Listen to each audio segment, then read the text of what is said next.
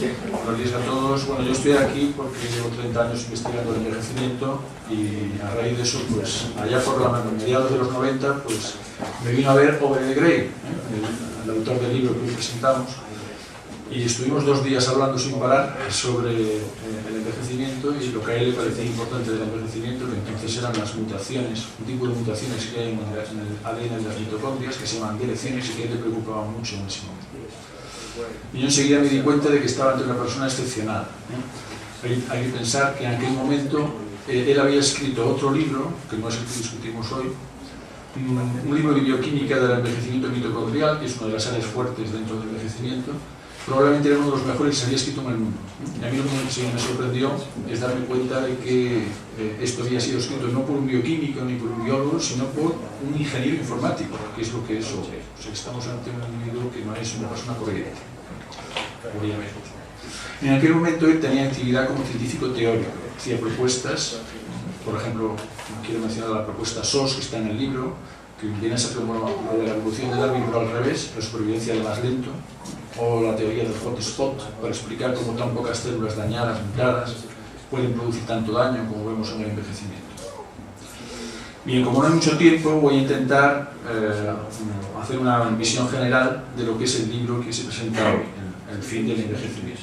Es un libro muy denso, yo tengo que decir que me lo he leído entero y me ha costado, y está organizado en 3 partes, fundamentalmente. Una primera parte que viene a ser un planteamiento general del problema, donde en el primer capítulo de esta primera parte él habla de cómo en el año 2000, estando en una conferencia internacional sobre envejecimiento, creo que era en California, pues se le ocurre que el principal problema es el daño, no las causas del daño, sino el daño mismo, y empieza a proponer su estrategia que él llama SENSE, que viene a ser, traducido al castellano es difícil, algo así como ingeniería para un envejecimiento nulo, o prácticamente nulo.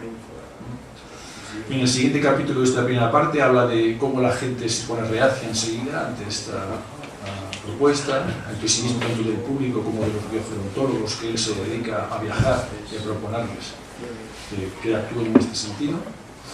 Luego hay un tercer capítulo que habla de lo que estamos haciendo, lo que trabajamos en el laboratorio y cómo se han conseguido ya, como quiero mostrar luego si tenemos tiempo, bastantes efectos de alargar el envejecimiento de verdad, con modelos de restricción calórica o con animales mutantes de un solo gen.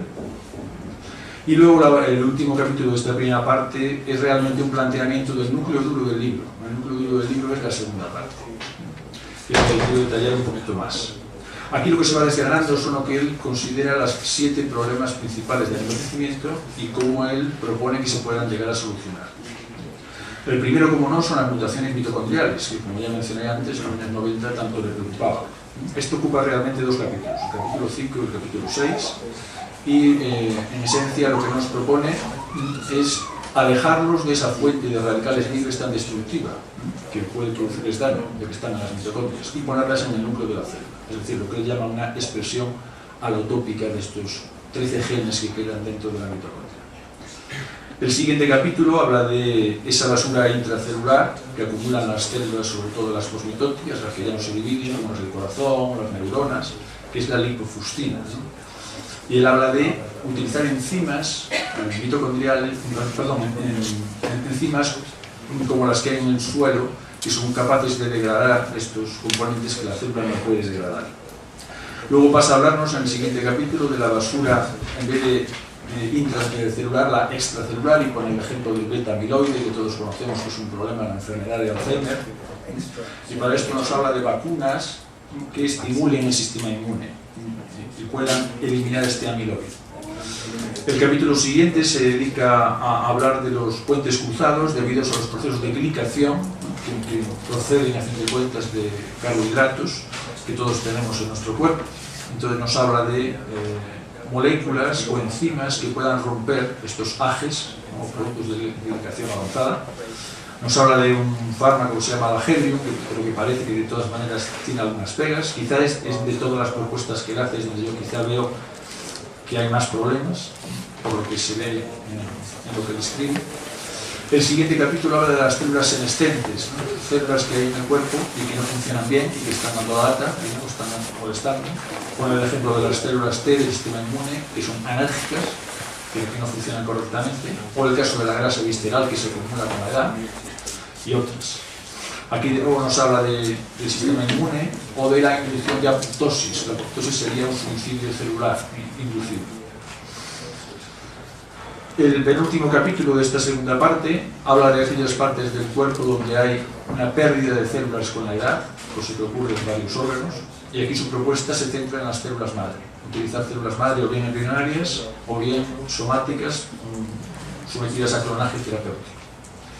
Y por último, el último capítulo pues, de esta segunda parte habla de las mutaciones en el núcleo, no en la mitocondria sino en el núcleo, y su propuesta es curiosa, a mí me pareció radical, es que estas mutaciones nucleares no son importantes, según él nos dice, porque sus efectos ocurrirían mucho después de que hubiésemos fallecido, y con una excepción, las que tienen que ver con el cáncer. Entonces es un capítulo dedicado sobre todo al problema del cáncer, y la propuesta es realmente llamativa, ¿no? Él habla de eliminar la telomerasa, esa enzima que es necesaria para que se puedan reproducir las células.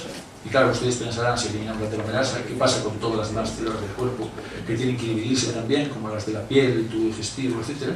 Entonces él habla de eliminar telomerasa y luego repoblar con células madre, para atender a esas otras células que necesitan división continua. Y en esto cierra su propuesta SENS. ¿Y cuál es la idea general? La idea general que a mí me llama la atención es la opuesta a la que tenemos muchos biogerontólogos. Nosotros pensamos que hay que prevenir el envejecimiento. Él dice, no hay que prevenir. Adopta la postura de un ingeniero, más que prevenir. Tenemos que eliminar el daño. Me da igual qué es lo que lo ha causado, el daño está ahí, vamos a quitar el daño. A ver si así arreglamos el problema. Su planteamiento es que el metabolismo es muy complicado y si intentamos interferir con el metabolismo siempre habrá efectos secundarios que causarán mayores problemas. En resumen, es una propuesta, yo creo que muy optimista y muy ambiciosa, se puede decir. Bien, el libro se termina con una tercera parte donde básicamente habla del futuro. Hay 3 capítulos. El primero habla del triángulo entre el público por un lado, los políticos por el otro y los científicos por el otro, y cómo se puede ir pasando de una situación de pesimismo como la actual a una situación más optimista. En el siguiente capítulo, el capítulo 14, habla de cómo las terapias que él sugiere, que por supuesto todavía están disponibles muchas veces solamente para animales, cómo pueden ir pasando a la clínica y cómo pueden ir mejorando con el tiempo. La idea es que tendríamos que dar nuestra terapia varias veces a lo largo de nuestra vida, pues daría tiempo a que estas terapias se fueran refinando y se fueran mejorando con el tiempo. Y hay luego un último capítulo que sería ¿qué puedo hacer yo para mejorar esto?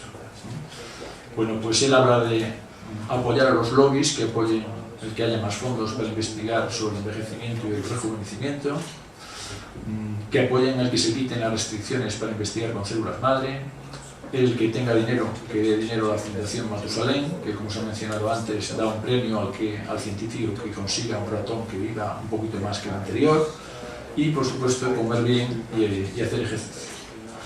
Y bien, si estoy bien de tiempo, ¿sí? Todavía sí, quería pasarles algunas diapositivas rápidamente, porque no hay mucho tiempo.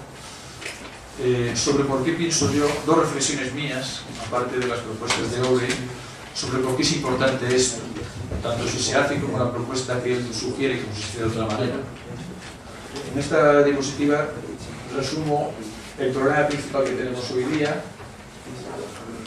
que son todas estas enfermedades degenerativas, que no voy a repetir, que ustedes yo creo que se lee bien, ¿no? Están en la parte superior, las enfermedades del envejecimiento. Y claro, todas estas, por definición, son enfermedades degenerativas, están asociadas al proceso del envejecimiento, sería el tronco del árbol. Entonces la idea es, si cortamos el tronco, caen todas a la vez. Por esto yo creo que la propuesta es importante, tanto si se hace de la manera que dice Obre como si se hace de otra manera. Bien, ¿qué es lo que tenemos ya en los laboratorios? Para que no piensen los que no están relacionados con el tema que estamos hablando de ciencia ficción. Pues tenemos al menos 2 modelos. Uno de la restricción calórica. La restricción calórica consigue en animales aumentar la longevidad de verdad, la longevidad máxima ya un 40%. Eso quiere decir que si este animal normal, traspasado a la especie humana serían 122 años, con un 40% menos tenemos esta curva. Traspasado a humanos querría decir llegar a los 171 años de edad. Y no solo esto, sino que lo más importante, la funcionalidad, que es lo que aparece aquí, la pérdida de función, estar a los 122 años de edad como ahora estamos a los 60. ¿no? Mucha gente se apuntaría a esto, más que a aumentar solamente los años malos, sino aumentar también los años buenos. Además de eso, hay mutantes. No solamente se trata de comer poco. Sin necesidad de comer poco, hay animales que viven más mutando un solo gen. Hay muchos más mutantes en ratón. Y el aumento de longevidad es también de un 40% aproximadamente. Aquí tenemos una fotografía del mutante Ames Dwarf, que tiene el honor de ser el primer ratón mutante que vive más de lo normal. ¿Y cuánto vive este ratón? Vive 5 años, mientras que el control vive 3 años y medio. Es una mutación en la hipófisis que hace que, a fin de cuentas, tenga menos hormona de crecimiento, y por eso el animal, además de vivir más, se queda enanito, es más pequeño. Y como este animal hay otros muchos mutantes. Y igual que en el caso de la restricción calórica, equivaldría, en el caso de una persona, también a 270 años de edad. Bien, ¿y qué pasa en las distintas especies? Si uno busca el animal más longevo, al menos longevo, cualquiera lo puede hacer en una base de datos que ahora está disponible para todo el mundo, se llama Unage. Yo pensaba hasta hace poco, no había enterado, que el animal más longevo que se conocía es un mejillón parecido a este, que se llama Arctica islandica, y que vive 512 años. El animal que menos vive, eso sí que nadie lo sabe seguro, pero probablemente es un insecto que pueda vivir, digamos, un día. Es decir, que hay 180.000 veces de diferencia entre una especie y otra en velocidad de envejecimiento. La idea que quiero transmitir es que el envejecimiento es algo muy flexible. Se puede modificar mucho. Como decía, recientemente me he enterado que hay una esponja, varias esponjas, pero el récord absoluto que se conoce hoy día son 15.000 años. Entre la especie Scoimastra y comparada con un insecto es un día. Son 5 millones de veces de diferencia. Claro, alguno pensará, bien, está hablando de animales muy distintos a los humanos, animales que son a lo mejor muy mitóticos, que se reproducen sus células, etc. Bueno, sin necesidad de irse tan lejos. Solamente en los mamíferos. El récord conocido es una especie de ballena. Esto no lo controlo bien. ¿Está claro? A ver ahora. Una especie de ballena cuyo récord de longevidad son 211 años, 60 veces más que un ratón y hasta 200 veces más que una musaraña, que parece que vive un solo día. Y estamos ahora comparando mamífero con mamífero. Mientras que el hombre, sin necesidad de ser la ballena, 122 años son 35 veces, o sea, tenemos mucho espacio para modular. ¿Cuánto necesitaríamos para conseguir lo que nos habla Obre, aunque fuera de otra manera? No harían falta 40 veces, 60 veces, serían suficientes 4 veces. Con 4 veces, ¿qué tendríamos? Y con eso termino mi intervención. Pues una persona como esta que vemos aquí podría tener, con este estado fisiológico que vemos tan estupendo, 120 años. Nada más y muchas gracias.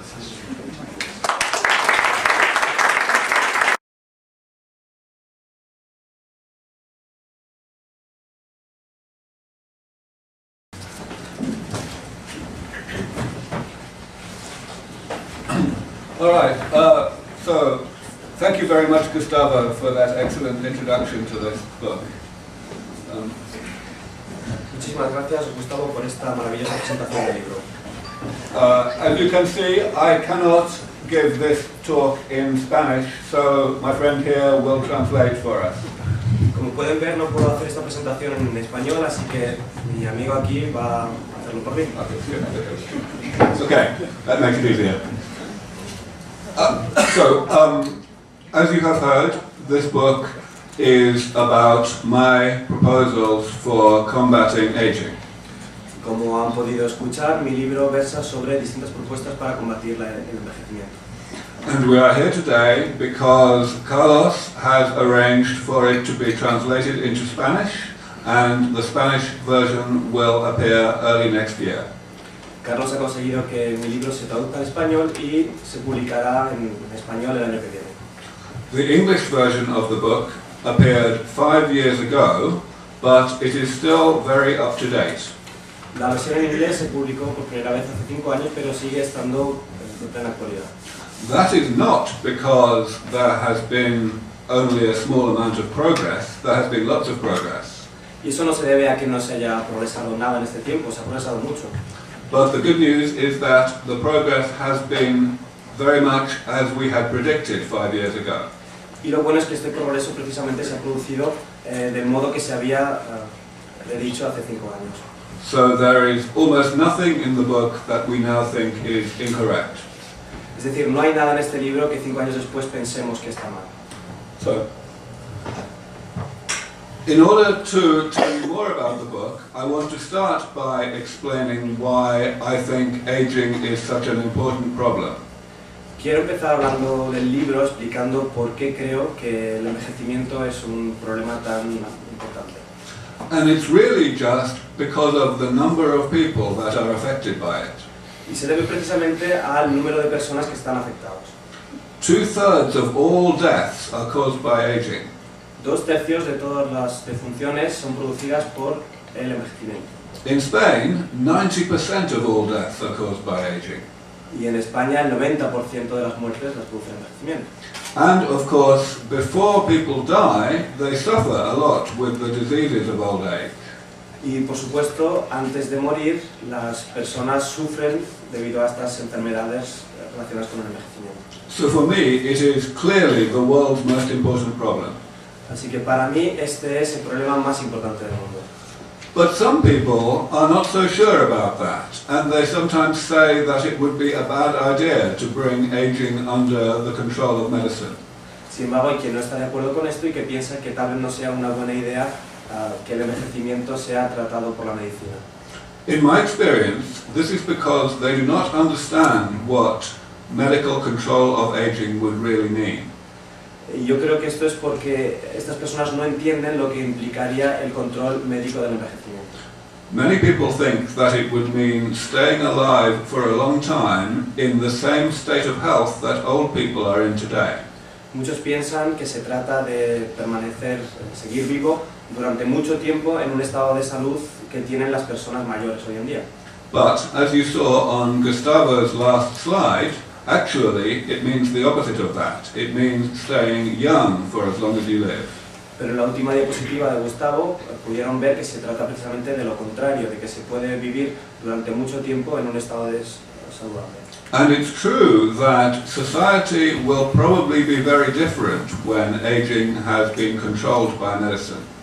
Y sí que es cierto que la sociedad podría cambiar mucho una vez que el envejecimiento sea tratado por la medicina.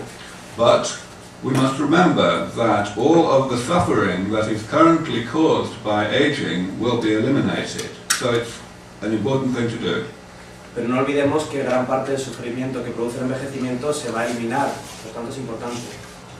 Now, in order to explain the main content of the book, I will elaborate a little bit on what Gustavo said. Para explicar el contenido principal del libro voy a ampliar lo que acaba de contarnos Gustavo. Gustavo very kindly explained what each chapter of the book is about, so I will give more of a summary of the logic that has led me to these thoughts. Gustavo nos ha explicado muy amablemente en qué consiste cada capítulo del libro y yo voy a hablar un poquito de estos conceptos. And that starts with the definition of aging that is given on this slide. Comenzando por la definición de envejecimiento que está en esta diapositiva. On this slide, first of all, we see that aging is a side effect of the normal operation of the body, just as Gustavo said with his picture of the tree. Aquí podemos ver que el envejecimiento es simplemente un efecto secundario del funcionamiento normal del cuerpo humano. But the important thing that this slide points out is that the diseases of old age only happen late in life. Pero lo importante que nos muestra esta diapositiva es que las enfermedades relacionadas con el envejecimiento solamente aparecen en un estadio tardío de la vida. And that is because those diseases are caused by the accumulation of various types of damage in the body. Y eso se debe a que la enfermedad está producida por la acumulación de distintos tipos de daños que se producen en el cuerpo. This damage is created throughout our lives, even starting before we're born, as a side effect of the body's normal operation. Y el daño se produce toda la vida, durante toda la vida, incluso antes de nacer, como efecto secundario del funcionamiento. But the body is set up to tolerate a certain amount of damage, so we are still healthy until middle age or older. El cuerpo puede tolerar una cierta cantidad de daño, por eso seguimos saludables hasta una edad media. Now that definition tells us why we have not succeeded so far in developing medicine to control aging. Y esa definición nos dice por qué aún no hemos logrado desarrollar una medicina que controle el envejecimiento. We have not succeeded because the two approaches that have been attempted so far cannot work. Y no lo hemos logrado precisamente porque los dos enfoques que hemos tenido hasta entonces no pueden funcionar. First of all, there is geriatric medicine. El primer enfoque es la medicina geriátrica.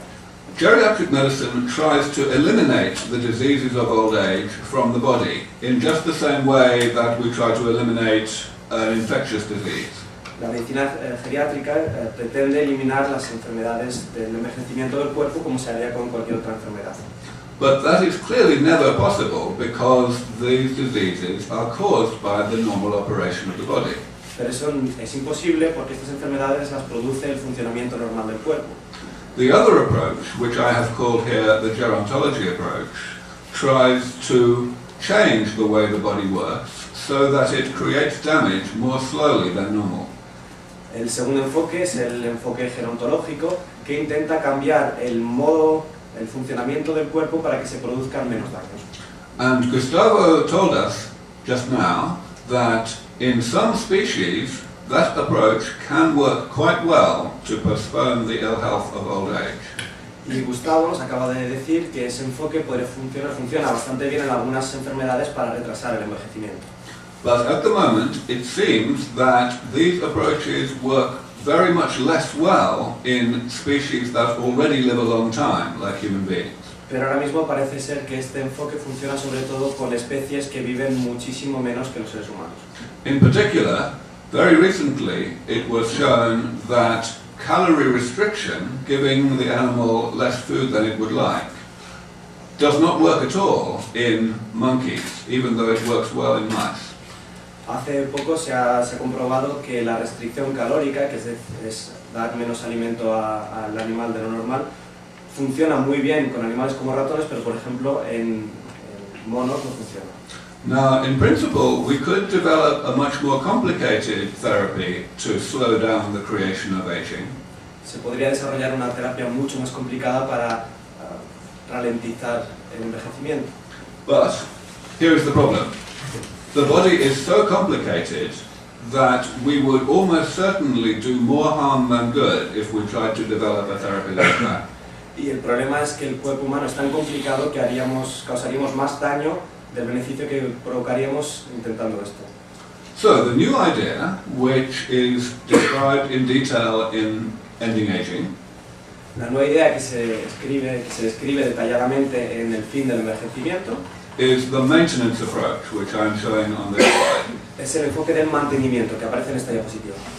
Here we allow the damage of aging to be created at the normal rate, Aquí se permite que se cree un daño a un ritmo normal, but then periodically we repair that damage so that it does not become abundant enough to cause disease.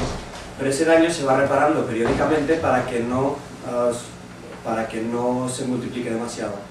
As you can see, this is very similar to the way in which we maintain a car or an aeroplane for a longer time than it was designed to last. Y este mantenimiento es similar al que se haría con un coche o con un avión para que dure más del tiempo que se ha programado. And we know that we can do that really well if we try, so that a car can last 100 years, for example. Y sabemos que si nos ponemos a ello podemos lograrlo, podemos hacer que un coche llegue a durar hasta 100 años. So now, for the human body, what does this mean in practice? ¿Qué implica esto para el cuerpo humano? Well, first of all, we must describe what the damage is, the things that we need to repair. Bueno, en primer lugar hay que describir qué daño tenemos, qué es lo que hay que reparar. And as you have heard, in Ending Aging, I described 7 different types of damage that we need to repair. Y como ya han oído, en el fin del envejecimiento describo 7 tipos de daños que habría que reparar. In the book, book, of course, I also describe the ways in which we may be able to repair them. También describo en mi libro cómo podríamos lograr repararlos. Here they are on the right-hand side of this table. Y lo tenemos en la derecha, en la columna de la derecha de la tabla. In order to give you some idea of what the book is like, I am going to spend a couple of minutes describing one of our research projects. Para que se hagan una idea del libro, voy a describir uno de nuestros proyectos de investigación. It is to do with heart disease, Tiene que ver con enfermedades cardíacas, which is the #1 killer in the whole of the Western world. que son las principales causas de muerte en todo el mundo occidental. This microscope photograph shows the beginning, the early stage of heart disease. Esta microfotografía nos muestra un estado incipiente de una enfermedad cardíaca. It happens when a blood cell becomes poisoned by some toxic molecules that are circulating in the bloodstream. Una célula sanguínea queda contaminada por toxinas que están en el flujo sanguíneo. Several years ago, I suggested that we could find bacteria in the soil which could break down this toxic molecule. Lo que yo sugiero es que podemos encontrar bacterias en el suelo que puedan descomponer estas toxinas. And on this slide you can see that 4 years ago we succeeded in doing that.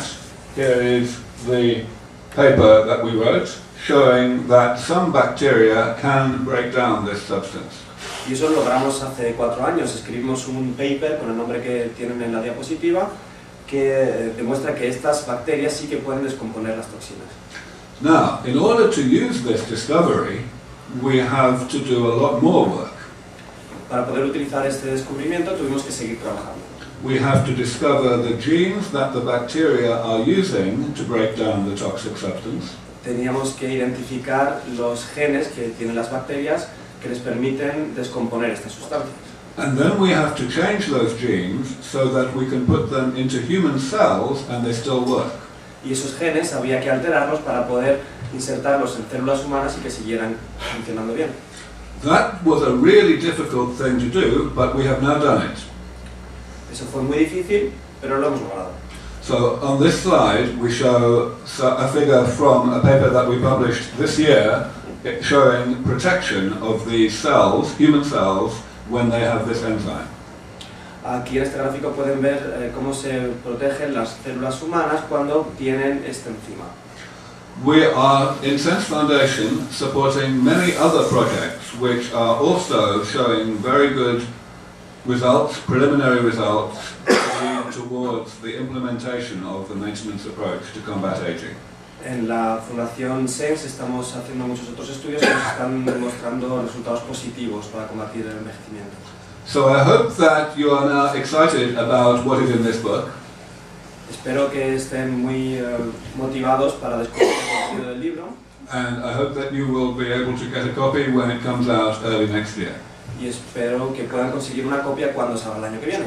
Additionally, I would hope that you will go to our website to find out more information all the time. The website is in English, but of course you can automatically translate it if you do not speak English.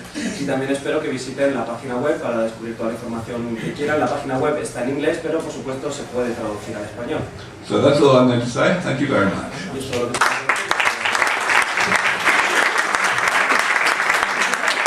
Preguntas para el señor Gonzalo.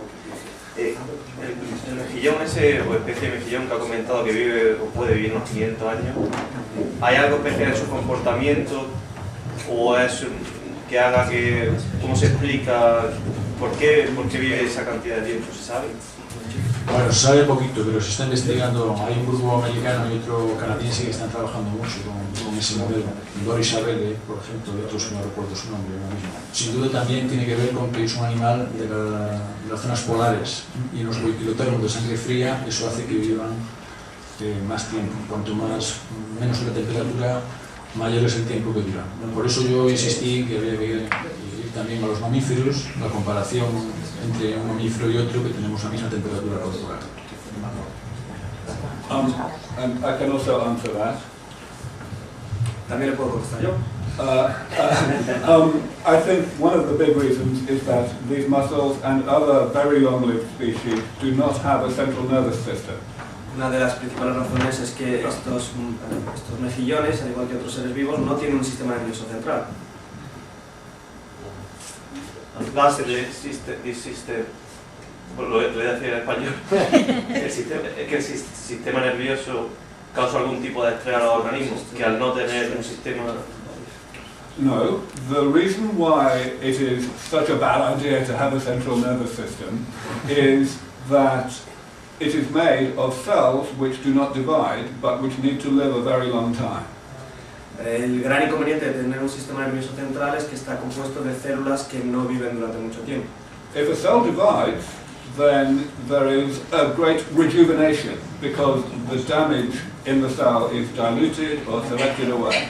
Esas células no se dividen, si se dividieran habría mucho más rejuvenecimiento porque el daño se diluye, se va perdiendo.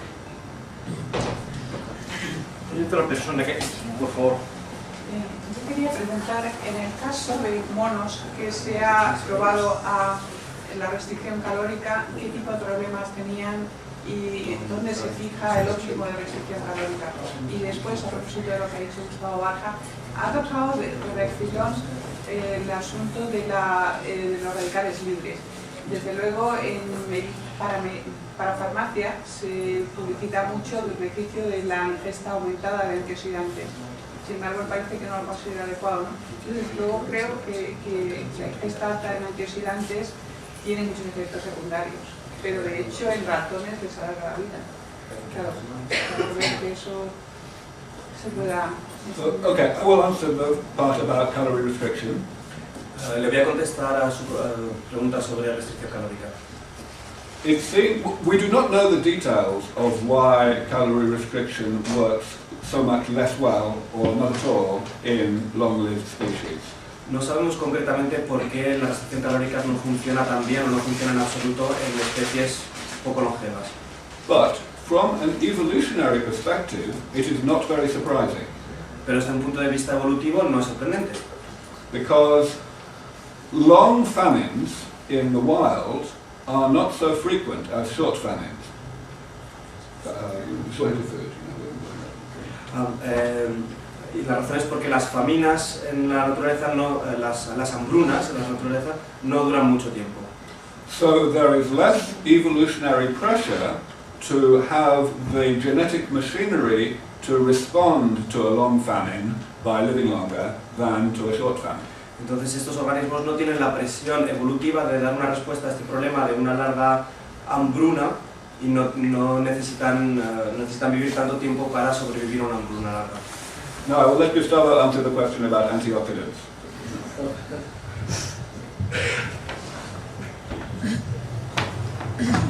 Bueno, antes de contestar a lo de los antioxidantes, que es lo mío de toda la vida, quería discrepar un poquito de mi amigo de Gray en lo que se ha comentado de los monos, porque realmente con monos hay dos experimentos, no uno. El primero es de Coleman et al., que se publicó en el 2009, y claro, ahora se acaba de publicar uno que dice lo contrario, que es el de Martinson et al. En 2012. Entonces, en resumen, pues el primero, que lo desarrolló Richard Weinreich en Wisconsin, dio resultados positivos, vivieron más los monos, ¿no? Y en cambio este segundo experimento que ha hecho el NIH, que es el gobierno de Estados Unidos, digamos, pues no ha dado resultado. Entonces, bueno, pues no podemos tampoco concluir que tiene razón uno sí y el otro no. Lo que sí digo es que en ambos casos, eso sí, en ambos casos, todas las enfermedades del envejecimiento se han ido para atrás, ¿eh? Tanto en el experimento del NIH como en el experimento de Richard Walters. Y en cuanto a los antioxidantes, bueno, lo que pasa con los antioxidantes es que no funcionan nunca, ¿no? Se intentó primero con dieta y los resultados sobre longevidad máxima, que es la que importa, no la media, pues han sido negativos. Y más recientemente se ha probado aumentando enzimas antioxidantes con animales transgénicos y de nuevo los resultados en general, menos alguna excepción, pues han sido también negativos. Lo que pensamos que trabajamos en este tema, yo llevo casi 30 años en esto, es que el factor importante es la producción de radicales libres, no la eliminación.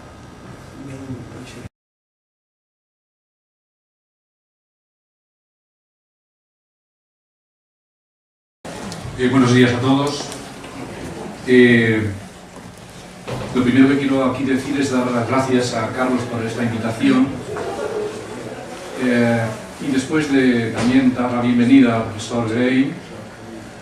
Yo creo que es un referente importante para todas estas cuestiones, que a la ética le importa mucho cada vez más, y también aprovecho la ocasión para en un futuro próximo poder charlar con Ray Kurzweil, que es el tema de la singularidad está cerca, que es un libro más directamente enfocado en la dirección ética, en el sentido de que aquí lo que se plantea no es, como dice el profesor Gray, la división terápica, terapéutica y clínica, frente a la cual la ética tiene pocas pegas, tiene pocos problemas, sino más bien el problema que se le plantea a la ética, lo vamos a decir aquí, es cuando tiene detrás una teoría que ampara una modalidad de entender el ser humano.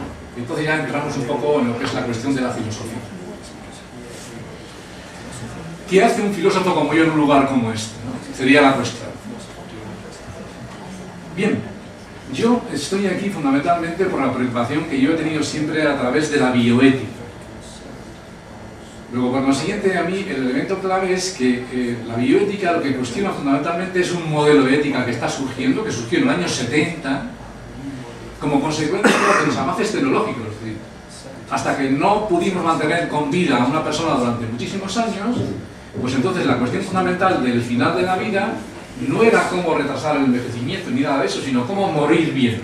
Es decir, la cuestión del proceso del morir, la tanatología. Bien, entonces cuando eso cambia de perspectiva y comienza a plantearse la posibilidad de que las tecnologías no solamente incidan en lo que es la prolongación de la vida, sino también en lo que es un nuevo concepto de vida humana, es cuando comienza a plantear problemas éticos en el sentido de que no sabemos muy bien de qué estamos hablando o a qué nos queremos referir. Y justamente la teoría que está detrás de todo esto es un poco lo que está en la base del libro del profesor Kurzweil, que es el tema del transhumanismo. Fíjense ustedes que el tema de la crítica del humanismo comienza en la filosofía. Se puede decir fundamentalmente que el gran crítico que introduce la cuestión del humanismo como su final es Heidegger. Después viene la cuestión del postestructuralismo, el estructuralismo, que plantea la posibilidad de la muerte del sujeto y por consiguiente estamos en el fin del humanismo. Viene después el planteamiento del poshumanismo por consiguiente, donde ya no hay sujeto como tal, sino que hay unas redes. Y finalmente comienza a aparecer el fenómeno del poshumanismo. Entonces, en el tema del poshumanismo, que es una cuestión típicamente filosófica, hay dos ramas. La rama, vamos a llamar más bien de tipo metafísico o filosófica, que consiste en decir que el poshumanismo lo que hace es dar por sentado el fin de una época, como había proclamado la posmodernidad, o bien la otra línea, que es justamente la que inaugura el transhumanismo. Es decir, nosotros vamos a ser distintos, vamos a poder entenderlo de distinta manera, justamente merced a las nuevas tecnologías. En concreto, a la mezcla de 4 tecnologías, de la nanotecnología, de la biotecnología, de la informática, etc. Entonces, ¿cuál es la cuestión? Voy a definir primero cómo se plantea el transhumanismo y voy a decir a mi modo de ver los 3 problemas, por lo menos enunciarlos, que cuestionan a la ética. Les tengo que decir fundamentalmente que a mí me parece que es una suerte el que, aunque vengan del departamento de lingüística alemana, es una suerte poder introducir en la filosofía estos temas que desgraciadamente todavía en la filosofía académica institucional prácticamente no aparecen. Todavía estamos hablando de las éticas, del discurso de Apel y Habermas, etcétera, etcétera, etcétera. Y de estos temas aparecen muy poco todavía. De manera que es una suerte tener aquí al profesor Gray y también en el libro referencia de la singularidad está cerca, porque creo que plantean un desafío enorme a la ética. Y eso es lo interesante del libro. A mí me parece que en vez de tener miedo, la ética lo que tiene que hacer es ver en esta gente, en estos profesores, una especie como de efervescencia de problemas éticos que justamente es lo que nos interesa. a los éticos y, en principio, a todo el mundo. ¿Qué es el transhumanismo? Dice, este se entiende fundamentalmente como una aproximación interdisciplinar para comprender y evaluar las probabilidades de superar las limitaciones biológicas aplicando las capacidades de las presentes y futuras tecnologías. En este sentido, los transhumanistas buscan expandir las oportunidades que brinda la tecnología para que la gente pueda ser más saludable y longeva y aumentar su potencial intelectual, físico y emocional. Por consiguiente, el tema aquí clave, es decir, el objetivo fundamental del transhumanismo es el tema de la mejora humana, del mejoramiento humano. Bien. Entonces, en este contexto, a mí me parece que hay tres cuestiones que nos afectan a los filósofos de una manera determinada. Primero, los efectos que tiene esta manera de entender el ser humano, incluso como posibilidad de construcción del ser humano, los efectos que tiene sobre la puesta entre paréntesis del célebre concepto de naturaleza humana del que hemos estado tirando durante toda la vida, por más que seamos contrarios a la naturaleza humana, al fin y al cabo siempre nos referimos a ella como clave para el comportamiento moral de los seres humanos. Segunda cuestión, que a mí me parece que da que pensar el transhumanismo. La segunda cuestión es justamente en qué situación está la relación entre el imperativo tecnológico y el imperativo ético. Es decir, si todo lo que se puede hacer, se debe hacer. Si todo lo que tecnológicamente se puede hacer, en términos éticos, se debe hacer. Que es una proyección del viejo tema, si se puede pasar del es al debe, que ya planteó Hume desde el siglo XVIII. Y la tercera cuestión, que se refiere fundamentalmente también a un problema moral que tenemos que dilucidar los éticos y en general todo el mundo, es qué se entiende, es decir, cuál es la racionalidad que está por debajo de todas estas cuestiones.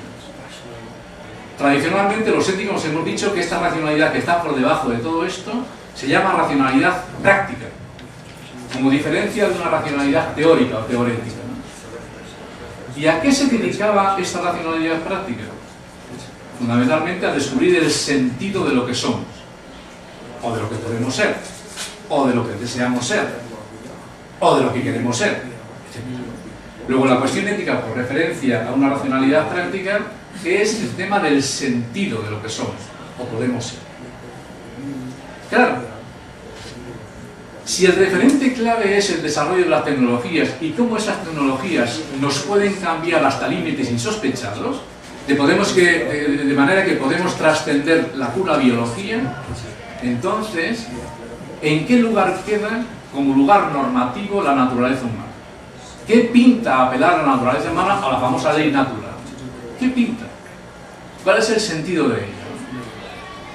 Porque hasta ahora la naturaleza humana aparecía o bien como un recurso que teníamos los filósofos y mucha gente para no traspasar los límites, o bien como un refugio. Dice, oye, por lo menos se puede cambiar todo, pero no podemos cambiar la estructura básica de la vida, que es el cuerpo, por ejemplo. O bien podemos entenderla también como una idea límite. Es decir, la naturaleza humana es la que reclamamos cuando hay un abuso de poder. Es decir, no se puede hacer de todo de cualquier manera con el hombre, porque el hombre tiene dignidad y no precio, etcétera, etcétera, toda esa dimensión kantiana. Entonces, yo creo que aquí hay un lugar para poder pensar ampliamente. Y por consiguiente, para someter a la consideración nuestra, ¿qué significa? ¿Qué puede significar hoy en día naturaleza humana cuando puede ser reconstruida desde la tecnología? Y si esa reconstrucción se lleva a cabo, ¿cuál sería el componente absoluto? ¿Cuál sería lo que es lo mejor para el hombre? Porque el concepto de mejora humana se puede entender de muchas maneras. Se puede entender en plan físico-biológico, alargar la vida, o se puede entender en términos cualitativos, de calidad de vida, ¿no? Es como, por ejemplo, la bioética está entendiendo muchísimas cosas. Lo importante es la calidad de la vida, no es la cantidad de la vida. De manera que ahí dejo para pensarlo, ¿no? Porque esto es un tema largo. El segundo problema que tiene que quiero considerar aquí es justamente, claro, si el referente axiológico que teníamos en la naturaleza humana como referente normativo para poder saber lo que podíamos hacer desaparece, entonces ¿en qué relación está lo que llamo yo el imperativo tecnológico y el imperativo ético? ¿Qué es lo que se puede hacer? Porque no hay ningún referente axiológico. Mientras no sepamos en qué consiste la mejora humana, si es más bien cuantitativa o cualitativa, o es una mezcla de las dos, no sabemos muy bien qué es lo que podemos hacer. Y por consiguiente, qué es lo que debemos. Otro problema para pensarlo. De ahí, por consiguiente, tan importante, creo yo, el control democrático de la investigación. Creo yo que es un elemento muy importante. Donde se llega a consenso para ver qué es lo que queremos ser, a raíz y como consecuencia de lo que podemos ser. Lo dejo situado así porque es un problema de enorme importancia para la cuestión. Y el tercer tema que yo quería considerar aquí ante ustedes es justamente en qué lugar queda una reflexión como la ética o la filosofía en todo este contexto. Ya he dicho que el elemento clave al que se agarra la ética para decir que tiene una racionalidad es un modelo que desde siempre se ha definido como racionalidad práctica. ¿Bien? Pero, claro, cuando la tecnología se presenta como el máximo exponente de una racionalidad aplicada, entonces, ¿qué pinta la ética reivindicando lo práctico? Si realmente la práctica es lo que es la tecnología. Si el conocimiento práctico es aquel que sirve para utilizarlo, para transformar algo, o para hacer una nueva realidad. ¿Dónde quedaría la praxis? Es decir, dicho de una manera terminante, para que todos ustedes lo entiendan, si la aplicación, que es el componente fundamental de la tecnología, el saber tecnológico, es un saber para poder ser aplicado, pues bien, si ese concepto de aplicación termina por ocupar todo el espacio de una racionalidad práctica, ¿sí o no? Porque si eso es así, entonces cada parcela de la investigación tiene su propia ética y no hay por qué apelar a una ética común para nada. De manera que yo les quisiera meter en esta dinámica porque creo que es muy interesante y por lo menos hacernos pensar. Porque yo siempre hablo de dar que pensar. Lo importante no es apelar a la solución, sino lo importante es no ser ni tecnófilo ni tecnófobo. Yo creo que estamos en el momento de encontrar un equilibrio entre tecnologías y humanismo que nos conviene. ¿Por qué? Pues para poder decir lo que queremos ser, lo que podemos ser, lo que deseamos ser y de esa manera poder llevarlo a cabo. Muchas gracias.